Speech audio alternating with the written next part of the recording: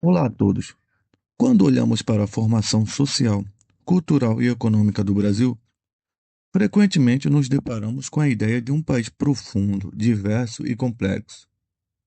Mas como exatamente essa sociedade se estruturou?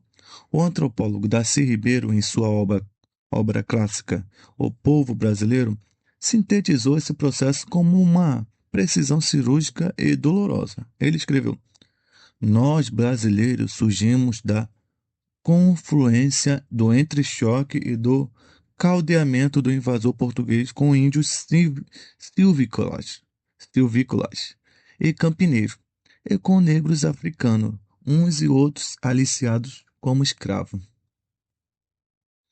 Perceba que Ribeiro não utiliza palavras suaves. Ele não fala de um encontro pacífico de cultura. Ele usa termos como entrechoque e aliciado como escravo. Nós vamos analisar em profundidade as relações entre a África e o Brasil. Vamos percorrer a travessia atroz do Oceano Atlântico, a violência do sistema colonial, o desmonte e a marginalização perpetrados na abolição, e como tudo isso deságua diretamente na estrutura social, na violência e na cultura do Brasil contemporâneo. Para compreender o impacto da África no Brasil, precisamos olhar para a magnitude dos números. A escravidão transatlântica não foi apenas um comércio, foi o maior deslocamento forçado de seres humanos da história da humanidade. Aproximadamente 5,5 milhões de africanos escravizados foram embarcados com destino ao Brasil. Desses, cerca de 4,8 milhões chegaram vivos ao nosso litoral. Isso significa que mais de 660 mil homens e mulheres e crianças morreram na travessia, vítimas de epidemias, maus tratos, desidratação e desespero nos porões dos navios negreiros, tristemente conhecidos como tumbeiros. O Brasil sozinho recebeu aproximadamente 38% de todos os africanos traficados para a América. A escravidão aqui durou quase 400 anos. E o tráfico atlântico não era aleatório. Ele seguia uma estratégia deliberada de dominação. Nos porões e nos engenhos, as populações trazidas de regiões como Angola, Congo, Minas, Beni e Moçambique era propositalmente misturada, etnias com línguas, tradições e religiões distintas, e por vezes rivais. Eram forçados a conviver lado a lado. A intenção dos colonizadores era clara: dificultar a comunicação, impedir a organização comunitária e neutralizar o risco de motins e insurreições.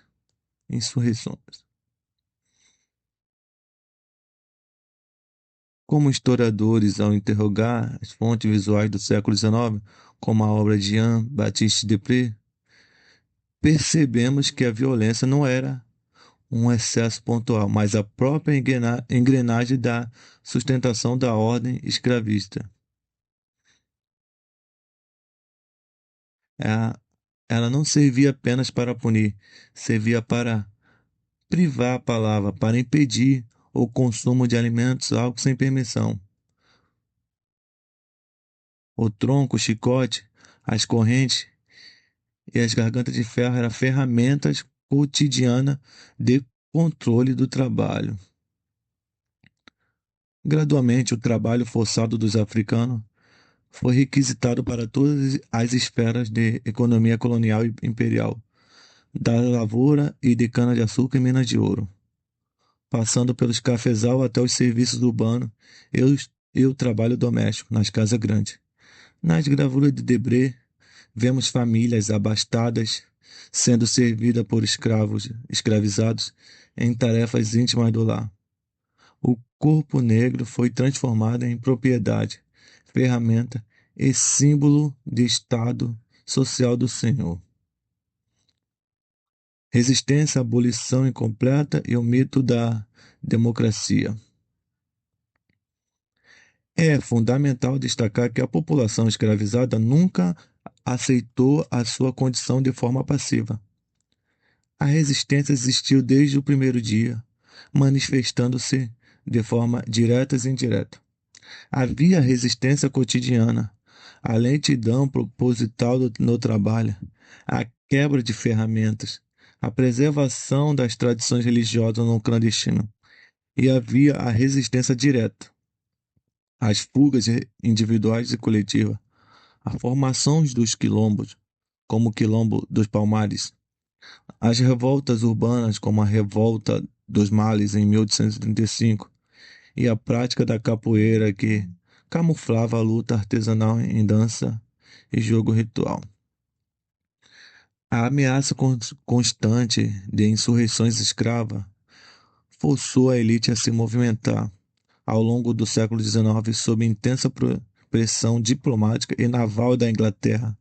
O Brasil começou a aprovar leis graduais. A Lei de Eusébio de Queiroz em 1850, reprimindo o tráfico. A Lei do Ventre Livre em 1871 e a Lei dos Sexagenários em 1885. Na década de 1870 a 1880, o movimento abolicionista ganhou as ruas, os jornais, o parlamento, os jornalistas intelectuais e os próprios escravizados organizaram redes de fuga e defesa jurídica. Quando a Lei Áurea foi assinada pela princesa Isabel em 13 de maio de 1888. A escravidão já estava profundamente desestruturada pela resistência popular.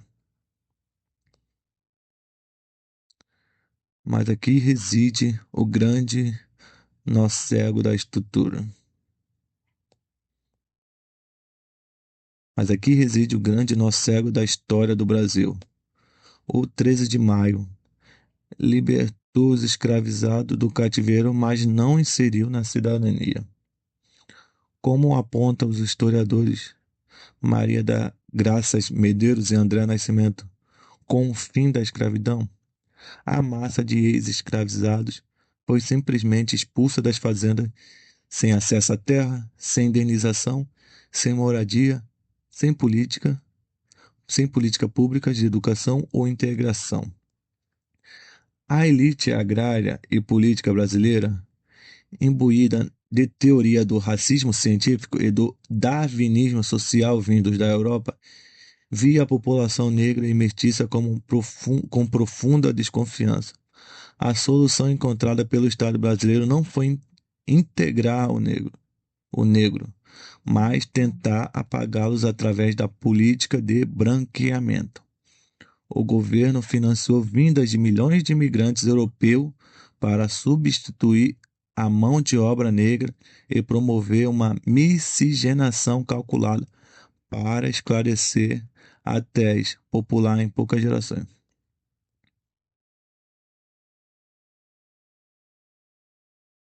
Na década de 1930, durante o Estado Novo de Getúlio Vargas, o discurso oficial mudou. O governo deixou de criticar a miscigenação e passou a celebrá-la como a grande virtude nacional.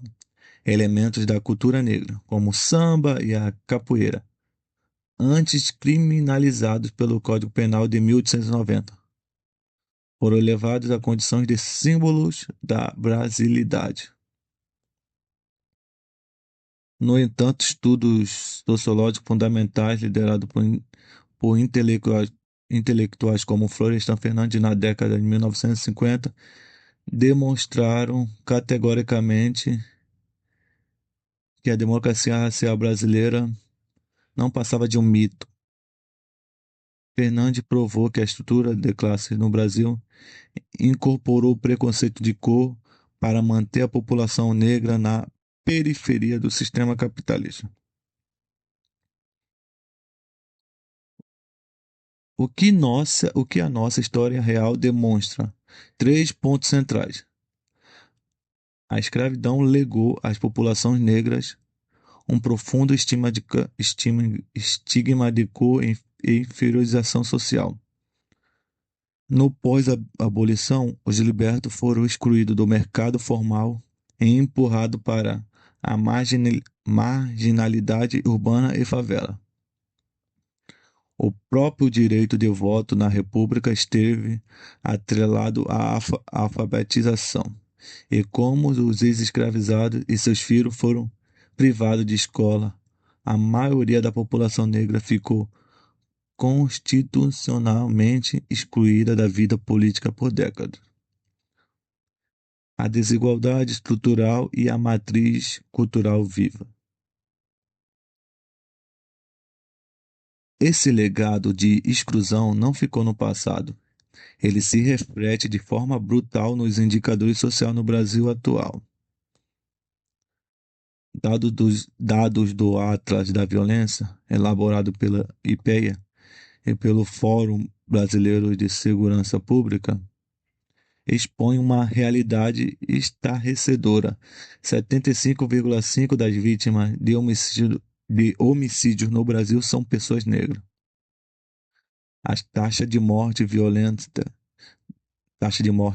para a população negra atinge o patamar alarmante de 43,1 por 100 mil habitantes, enquanto para a população não negra essa taxa é de 16 por 100 mil. Como conclui os próprios pesquisadores do IPEA, o componente do racismo estrutural não pode ser rejeitado para explicar essa gritante disparidade de vitimização do país. As políticas públicas pós-abolição falharam intencionalmente em garantir a cidadania plena, criando uma desigualdade socioeconômica, geográfica e racial que persiste e se reproduz dia após dia. No entanto, apesar de séculos de tentativa de apagamento, a África não apenas resistiu, ela reconstruiu e mudou a própria alma do Brasil. Como destaca a historiadora Mônica Lima, a influência africana manifesta-se em todos os aspectos da nossa vida cotidiana, no modo de falar, pensar, comer e festejar. Muitas vezes, desatentos, desconhecemos a profundidade dessa matriz. Na nossa língua portuguesa brasileira, vocabulário das línguas, na nossa alimentação, nos costumes e religiosidade. Compreender as relações entre África e Brasil é entender quem nós realmente somos. A ausência de políticas públicas equitativas após a abolição estruturou um racismo sistêmico que, embora por vezes velado sob a cortina de fumaça da democracia racial, continua a produzir desigualdades reais e fatais em nossa sociedade. Esse racismo não será abolido por decreto, nem por mera boa vontade individual. Ele só pode ser desmantelado através de políticas públicas, de reparações históricas, educação antirracista e, fundamentalmente, pelo conhecimento historiográfico crítico. Reconhecer a matriz africana não é apenas resgatar o passado, é um ato de cidadania e de construção de um futuro mais justo. Se este conteúdo expandiu sua visão do mundo, inscreva-se no canal, deixe seu like e compartilhe.